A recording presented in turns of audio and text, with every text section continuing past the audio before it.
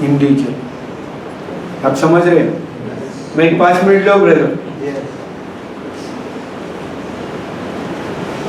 तो वो लोग पैसा देकर स्वर्ग खरीदना चाहते हैं, पैसा देकर स्वर्ग को खरीदते हैं। हालेलुया। प्रभु हमें मुफ्त में देता है, ऐसा कुछ नियमों को लिखते हुए आया और बहुत से लोगों ने इसे पढ़कर कहने लगे ये बहुत ही अच्छा है। लेकिन और कई लोग यह कहने लगे तू कौन है ये कहने के लिए। तब वो कलीसिया 2 भाग हो गया। जब मार्टिन लूथर आवाज निकाला तो उसके खिलाफ आवाज उठाए तू कौन है बोलने, वहाँ चर्च क्या हो गया, स्प्लिट हो। प्रोटेस्ट किया उसने, हाँ, कैथलिक अलग हो गया, प्रोटेस्टेंट अलग। फिर बाद में कितना अलग अलग हम सब आज भी देख रहे हैं, हजारों लाखों हो गए। लेकिन दुल्हन जो है, प्रभु जो बांध रहा है वो उसी कलीसिया के लिए वो आ रहा है और वो एक ही कलीसिया है। हमें तब वो कलीसिया 2 भाग हो गया। तो तब तक एक ही कलीसिया था जो रोमन कैथलिक कहलाता। और जब मार्टिन लूथर विरोध करने लगा तब उसे सपोर्ट करने वाले भी विरोध किया तो उन्हें प्रोटेस्टेंट चर्च कहा गया। और देखते हैं कि कलीसिया 2 भागों में बढ़ गया, लेकिन फिर भी वे आगे बढ़ते रहे। रोमन कैथलिक पूरी रीति से गलत है ऐसा मैं नहीं कहूंगा। एक प्रभु का दास बोलता है रोमन कैथलिक पूरी रीति से गलत है ऐसा मैं नहीं। नबी हमारा खुद बोलता है उनसे भी हमें कुछ सीखने मिलता है, उनसे भी हमें कुछ सीखने मिलता है। और बोलता है हमारे देश में, एक प्रभु का दास बोलता है हमारा भारत देश में रोमन कैथलिक के द्वारा जो महान सेवा किया गया, फ्रांसिस जेवियर रोमन कैथलिक है, मदर तेरेसा जो दुनिया में शांति का दूत कहा गई वो भी कौन है, कैथलिक है। रोमन कैथलिक बाकी और बातों के लिए मार्टिन लूथर ने विरोध किया। हालेलुया। उसी समय विलियम टेंडल ने नया नियम का अनुवाद कर दिया, नया नियम का उसने अनुवाद कर दिया। और फिर उसी समय में जोहान्स गुटेनबर्ग जर्मनी से फ्रांस को जाकर प्रिंटिंग प्रेस को तैयार किया। प्रिंटिंग प्रेस क्या बोलते हैं उसको, उसका खोज किया, इन्वेंशन किया। Good, hallelujah. किसने? Johannes Gutenberg. इसको आप गूगल में चेक कर सकते हैं, जिसने पहला प्रिंटिंग प्रेस इन्वेंशन किया, चालू किया। Praise the Lord. और वो था फ्रांस में जाकर उसने उस प्रिंटिंग प्रेस को चालू किया। किस तरह प्रभु ने, देखो अभी यहाँ पर बोलता है, देखिएगा किस तरह प्रभु ने इन तीनों को किस तरह मिलाप किया।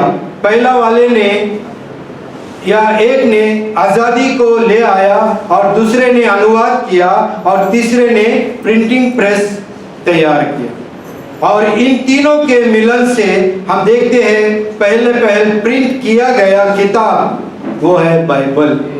पहले जो प्रिंट हुआ है वो है Bible. Praise the Lord, hallelujah.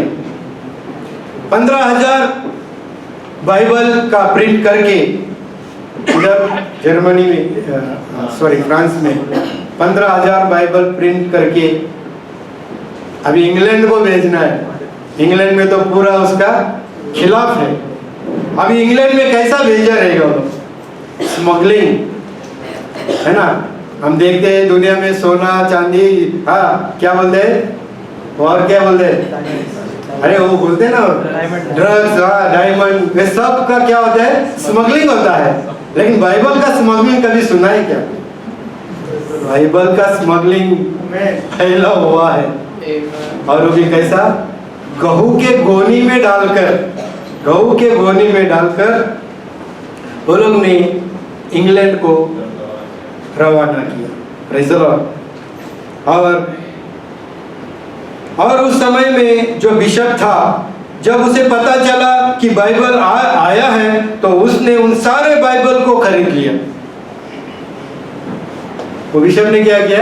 वो सारा बाइबल खरीद लिया। तो उसने उन सारे बाइबल को खरीद लिया और उनको एक जगह पर ढेर करके केरोसिन डालकर उसको जला दिया। पर विलियम टेंडल को उन बाइबल का पैसा उसे मिल गया। तो उसका पैसा विलियम टेंडल को मिल गया और उन पैसों के द्वारा उसने जूना करार अनुवाद करने का प्रोजेक्ट को शुरू किया। लेकिन यहाँ रहकर अनुवाद करेगा तो धोखा है जानकर मार्टिन ने कहा कि स्वीडन देश में जाकर अनुवाद करना। मार्टिन ने उसको सलाह दिया, इधर अभी तुझे धोखा है, तू अभी स्वीडन देश में जाके जूना करार अभी तू ट्रांसलेशन करना। और उस समय ऐसा हुआ, बाइबल का अनुवाद दूसरे जगह पर हो रहा है। ऐसा पता चलने पर वो वहाँ कहाँ पर है पता न होने पर, लेकिन इस विलियम टिंडल का एक मित्र था जिसका नाम फिलिप था और उस फिलिप को बुलाकर उसको लालच दिखाया। तो लालच दिखाने के बाद उसने विलियम टिंडल को वो फोन किया, फोन नहीं बोलेगा, वो जाकर मिला और बोलता है इंग्लैंड में परमिशन दिया है बाइबल ट्रांसलेशन करने का, झूठा उसको बोलने लगा। और वो आ गया और आने के बाद उसको पकड़ लिया। इसने क्या किया है? उसका फ्रेंड ने झूठ और उस लालच के कारण यहूदा इस्करियोती ने नहीं किया, वैसा उसने ही किया। लेकिन वो यीशु मसीह का वो भविष्यवाणी पूरा होने के लिए प्रभु ने अनुमति दी। लेकिन यहाँ हम देखते हैं, मैं ये इसलिए बता रहा हूँ कि बाइबल का मूल्य आप और मैं जानना है। कितना लोग इसको क्या परिश्रम, क्या अपना खुद का प्राण को दिया, अर्पण किया। वही मैं बता, विलियम टेंडल नबी भी उनका नाम लेता है और उसके बारे में कहता है, विलियम टेंडल को फिर उन लोग ने पकड़ कर क्या किया है? जिंदा जला दिया। जो बाइबल इंग्लिश में अनुवाद किया उसको जिंदा जला दिया। सोचिए। लेकिन उस वक्त विलियम टेंडल ने जोर से प्रभु को पुकार कर कहा कि प्रभु इस इंग्लैंड देश के राजा के आंखें खोल दे। जल रहा है लेकिन प्रार्थना क्या कर रहा है? प्रभु मुझे बचा करके नहीं बोल रहे, प्रभु इनकी आंखें खोल करके बोल रहे। आज हमारी आंखें बंद है, आज आंखें खोलने के लिए उन्होंने प्रार्थना किया, तब हमारा आंखें खुल रहे। क्योंकि उन्होंने प्रार्थना किया तो कितना 3 साल के बाद हम देखते हैं उसका प्रार्थना का जवाब मिला। 3 साल के बाद उसका प्रार्थना का जवाब मिला और 1539 एडी में किंग जेम्स के नाम से एक नया राजा वहां पर आया। किंग जेम्स वर्षन अपन पढ़ते हैं, ये उसी का नाम है। उसने अनुमति दिया कि आप बाइबल ट्रांसलेशन करो। हालेलुया। और उन्होंने बाइबल अनुवाद करने के लिए अनुमति दे दिया। इसलिए आप लोग जानना चाहिए कि ये बाइबल कितना मूल्यवान, कितना कीमती है। Praise the Lord. समय हो चुका है, मैं विषय में जा नहीं पाया, लेकिन जो जरूरी था मैं विश्वास करता हूँ प्रभु हमें दिया। तो बाइबल का मूल्य आप सब जान गए हैं, तो उसे हमें किस तरह उसको रिजर्व करके रखना है, संभाल कर रखना है, वो आपके हाथ में, मेरे हाथ में। Praise the Lord. और प्रभु उस तरह आप सबको करने के लिए अनुग्रह करें और सहायता करें। प्रभु आप सबको आशीष दे। आप मेरे लिए प्रार्थना करो, मैं भी आप सबके लिए मैं आगे का समय बताया।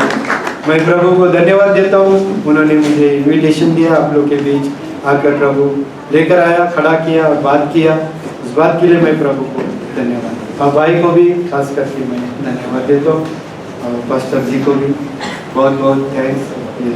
उन्होंने भी समय दिया मेरे लिए, और यदि सुने इसके लिए मैं प्रभु को धन्यवाद। Amen. God bless you all.